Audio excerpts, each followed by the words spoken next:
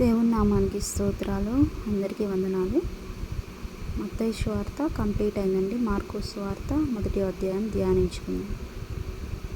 దేవుని కుమారుడైన యేసు క్రీస్తు సువార్త ప్రారంభము. ఇదిగో నా దూత నీకు ముందుగా పంపుచున్నాను, అతడు నీ మార్గము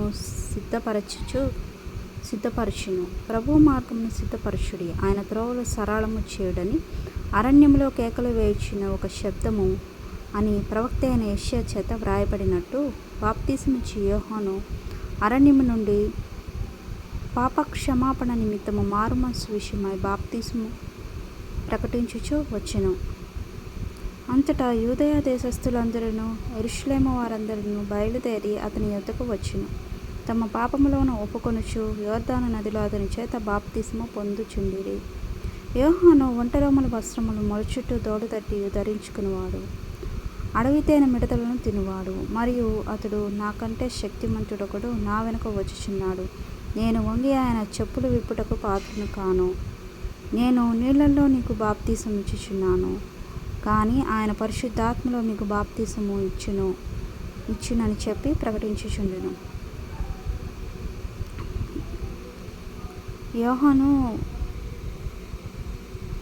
యోహాను అందరికీ బాప్తిసం ఇస్తున్నాడని ఆయన వాక్యాల ద్వారా మాట్లాడుచున్నాడండి. కాబట్టి పాప క్షమాపణ నిమిత్తం మారుమనస్సు పొందాలని యోహాను ప్రకటిస్తున్నాడు. ప్రకటించుచుండగా అంటే యూదయ దేశస్థులు యెరూషలేముల వారు అందరూ బయలుదేరి వచ్చి పాపాలను ఒప్పుకొని యోర్దాను నదిలో యోహాను చేత బాప్తిసం పొందుచున్నారంట. ఆయన మిడతలను తేనెను తింటాడు అని ఆయన వాక్యాలు చెప్తున్నాయి. ఇంకా ఆయన నేను నీళ్ళల్లో బాప్తిసం ఇస్తున్నాను, కానీ నా వెనుక వచ్చేవాడు పరిశుద్ధాత్మలో బాప్తిసము ఇచ్చునని ప్రకటిస్తున్నాడంట. ఆ దినములలో యేసు గలిలయలోని నజరేతు నుండి వచ్చి యోర్దానులో యోహాను చేత బాప్తిసం పొందిన వెంటనే ఆయన నీళ్ళల్లో నుండి ఒడ్డునకు వచ్చుచుండగా ఆకాశము చీల్చబడి పరిశుద్ధాత్మ పౌరము వలె తన మీదకు దిగి వచ్చుటయు చూచెను. యేసయ్య కూడా యోహాను చేత బాప్తిసం పొందుకోవాలని వచ్చాడంట. ఆయన బాప్తిసం పొందుకుంటుంటే ఆకాశము చీల్చబడి మరియు పరిశుద్ధాత్మ పౌరం వలె ఆయన మీదకు దిగి వచ్చిందంట. మరియు నీవు నా ప్రియ కుమారుడవు, నీ యందు నేను ఆనందించుచున్నాను అనే ఒక శబ్దం ఆకాశం నుండి వినపడిందంట. వెంటనే పరిశుద్ధాత్మ ఆయన అరణ్యంలోనికి తీసుకొని పోయాను. ఆయన సాతాను చేత శోధించబడుచు అరణ్యంలో 40 దినములు అడవి మృగములతో నుండెను. మరియు దేవదూతలు ఆయనకు పరిచర్య చేయుచుండిరి. కాబట్టి బాప్తిసం తీసుకున్నాక 40 దినాలు ఆయన ఇలాగా సాతాను చేత శోధించబడుచు అరణ్యంలో 40 దినాలు ఉన్నాడని దేవుని వాక్యాలు చెప్తున్నాయి. కాబట్టి దేవదూతలు ఆయనకి పరిచర్య చేసిందంట. యోహాను చెరపట్టబడిన తరువాత యేసు కాలము సంపూర్ణమైనది, దేవుని రాజ్యం సమీపించి ఉన్నది, మారు మనసు పొంది సువార్త నమ్ముడని చెప్పుచు దేవుని సువార్త ప్రకటించుచు గలిలయకు వచ్చెను. ఆయన గలిలయ సముద్ర తీరమును వెలుచుండగా సీమోను సహోదరుడు ఆంద్రేయయు సముద్రంలో వలవేయుట చూచెను. వారు జాలరులు. సీమోను సహోదరుడైన ఆంద్రేయ సముద్రంలో వలవేయటానికి చూస్తున్నారంట. ఎందుకంటే వాళ్ళు జాలర్లు, చేపలు పట్టాలని వలవేయటానికి చూస్తున్నారు. అప్పుడు యేసు నా వెంబడి రండి, నేను మిమ్మల్ని మనుషులను పట్టు జాలరులుగా చేసేదనని వారితో చెప్పాడంట. వెంటనే వారు తమ వలలు విడిచి ఆయన వెంబడించిరి. ఆయన ఇంకా కొంత దూరము వెళ్ళి జెబెదయి కుమారుడు యాకోబును అతని సహోదరుడు యోహానును చూచెను.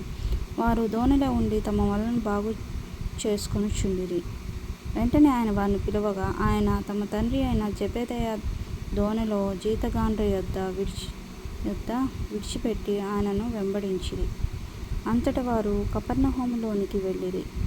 వెంటనే ఆయన విశ్రాంతి దినమున సమాజ మందిరంలోనికి పోయి బోధించెను. ఆయన శాస్త్రి వలె కాక అధికారము గల వాని వలె వారికి బోధించెను కనుక వారు ఆయన బోధకు ఆశ్చర్యపడిరి. ఆ సమయమున వారు సమాజ మందిరంలో అపవిత్రాత్మ పట్టిన మనుష్యుడొకడుండెను. వాడు నజరేయుడగు యేసు, మాతో మీకేమి పని? మమ్మను నశింపజేయుటకు వచ్చితివా? నీవెవడవో నాకు తెలియదు. నీవు దేవుని పరిశుద్ధుడవు అని కేకలు వేసింది.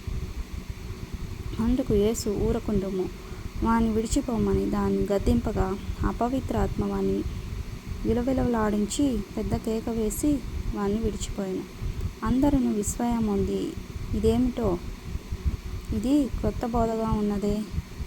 ఈయన అధికారంతో అపవిత్రాత్మకు ఆజ్ఞాపింపగా అవి ఆయనకు లోబడుచున్నవని ఒకనితో ఒకడు చెప్పుకొనిది.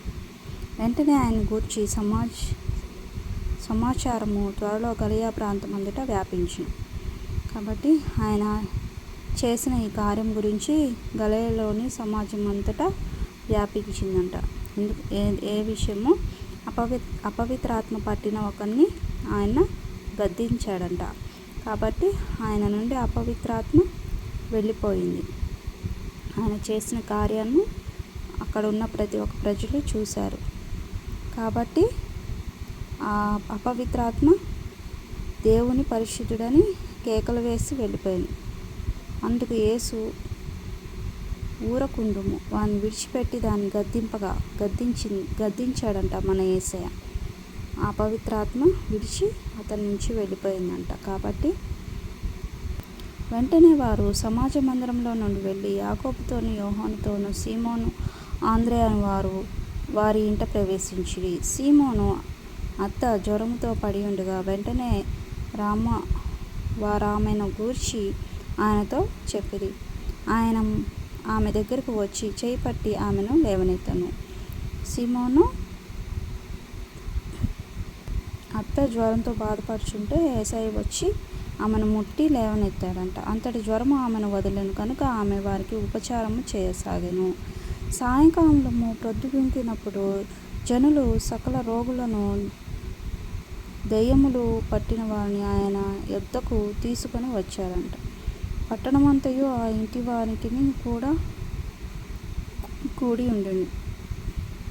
ఆయన నానావిధ రోగముల చేత పీడింపబడిన అనేకులను స్వస్థపరిచాడంట. అనేకమైన దయ్యములను వెళ్ళగొట్టాడంట. అవి తన్ను ఎరిగి ఉండినందున ఆయన ఆ దయ్యములను మాట్లాడనీయలేదు అని దేవుని వాక్యం చెప్తుంది. ఆయన పెందలకడనే లేచి ఇంకనూ చాలా చీకటిగా ఉండగానే బయలుదేరి అరణ్య ప్రదేశంకు వెళ్ళి అక్కడ ప్రార్థన చేయుచుండెను. సీమోనును అతనితో కూడా ఉన్నవారు ఆయనను వెదుకుచూ వెళ్ళి ఆయనను కనుగొని, అందరూ నిన్ను వెదుకుచున్నారని ఆయనతో చెప్పగా, ఆయన ఇతర సమీప గ్రామాలలోనూ నేను ప్రకటించినట్లు వెళ్ళుదునము రండి.